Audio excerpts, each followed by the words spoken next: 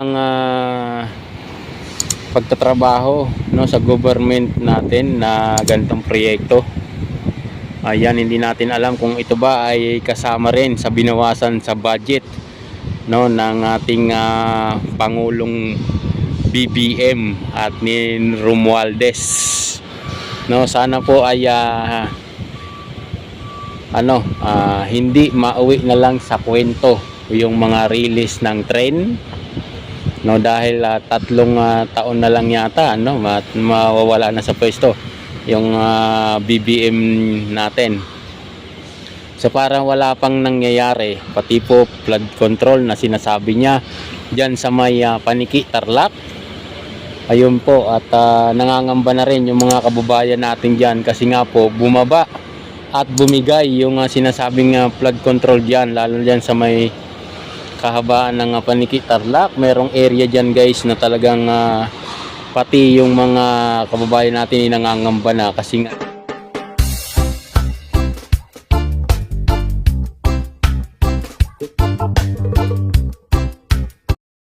guys, magandang araw po sa inyo lahat. Welcome back na naman sa ating YouTube channel.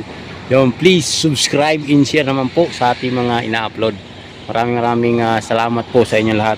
Andito na tayo, update tayo sa warehouse ng Santa Rosa, Laguna ng kanilang fabrication. Ayan guys, yan yung nakikita nyo na yan na ayan, yung mga bakal na yan dyan. Yan nila pinafabricate yung casting yard na pinapadala sa mga istasyon ng PNR dito sa may Santa Rosa, Laguna guys. Dito yung fabrication na malaki nila dito sa may Santa Rosa, Laguna. Kaya maraming salamat po sa inyong lahat sa walang sawa ninyong pagsubaybay sa aking YouTube channel. So andito tayo sa taas ng aming building for updating, no? Ayan, nakalipas na naman po ang 2024. Yan, nasa lubong naman natin yung 2025. No, sana maging maayos na yung ating bansa, no? Sana po matigil na yung mga hidwaan ng bawat isa ng mga namumuno sa ating bansa, guys. Ayan, ito yung ating warehouse, no, kung saan nila binubuo yung mga materyales, no, para sa PNR. Kaya lang po ay parang bumabagal, no? Bumabagal yung ganitong works para sa ating government na ganitong pangkasalukuyan, no? Dahil po iba na ang nakaupo na presidente natin ngayon, kaya medyo bumabagal yung ganitong mga sitwasyon na para sa ating mga kababayan. Hindi natin alam kung ito ba ay damay-damay na rin sa mga budget na binawasan, no? Samantalang nung si Tatay Duterte pa po ang nakaupo, talagang ang trabaho dito guys ay araw at gabi, napakabilis ng proseso. Ngayon po, no, napasyalan natin yung iba-ibang istasyon ng PNR at ng MRT 7. So 6 na buwan po akong hindi nag-update, ngayon lang uli bago magtapos ang taon. So parang walang may pagbabago naman, kaya lang hindi na ganon dati, no? Dati po yung mga ina-upload ko doon, halos weekend nag-upload tayo, malaki yung nababago. Pero ngayon po na bumabagal yung kanilang pagtatrabaho, no, sa government natin na ganitong proyekto. Ayan, hindi natin alam kung ito ba ay kasama rin sa binawasan sa budget, no, ng ating Pangulong BBM at ni Romualdez. No, sana po ay hindi mauwi na lang sa kwento yung mga release ng train, no, dahil 3 taon na lang yata mawawala na sa pwesto yung BBM natin.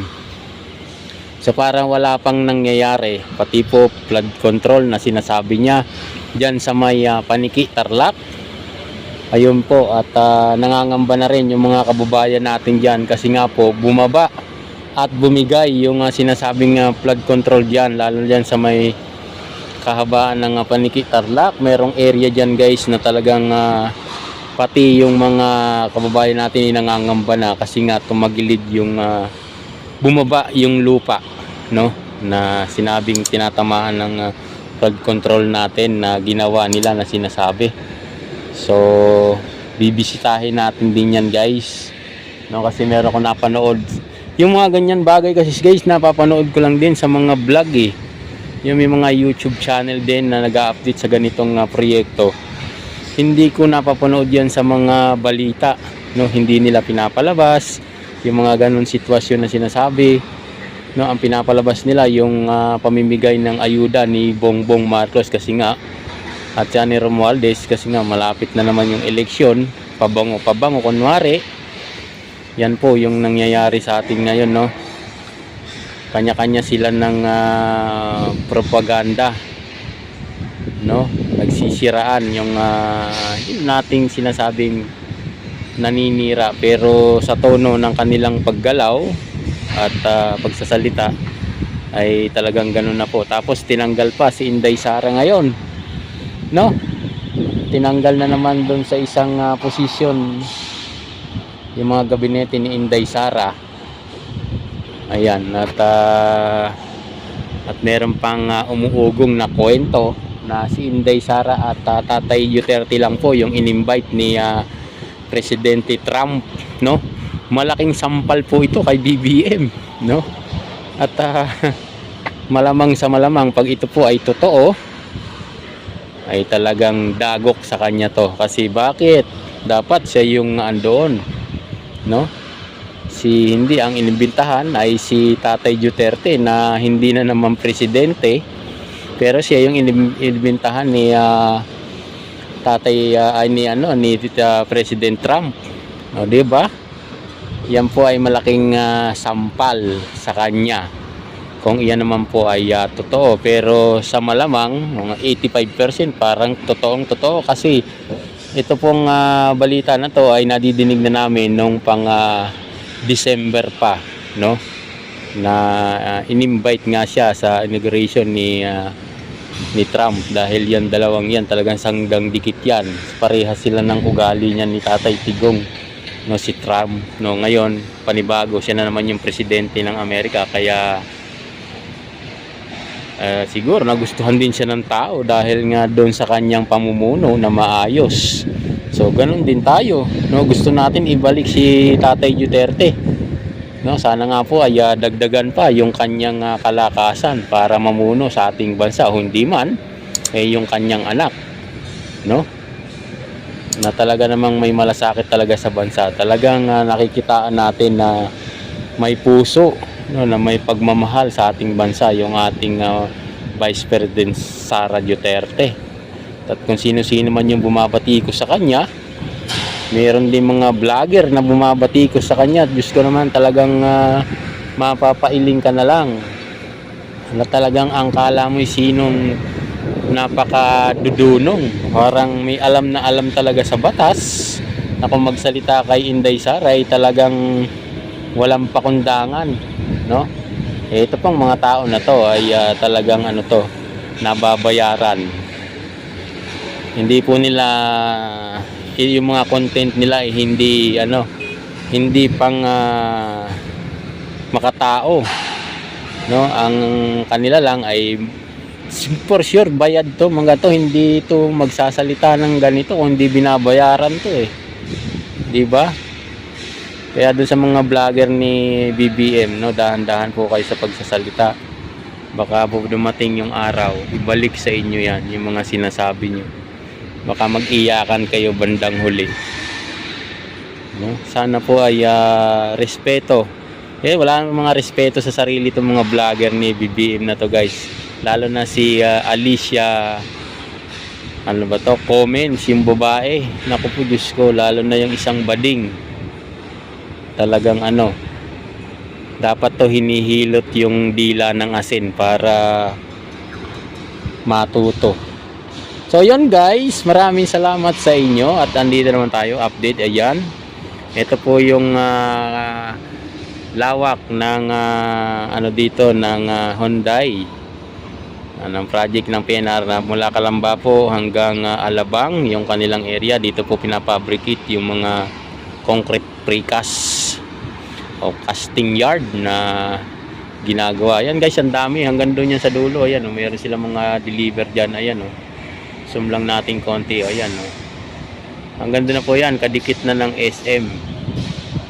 Malapit na po ito sa SM guys. Ayan, ganyan po ka luwang yung ano dito, yung kanilang area. So maraming salamat po sa inyong lahat. Nandito tayo sa taas. Ayan, kitang-kita natin yung area hanggang doon po yan sa dulo. Ayan, tanaw na po yung Laguna de Bay dito. Ayan, ito naman yung aming area na ginagawa. Nandito ako umakyat.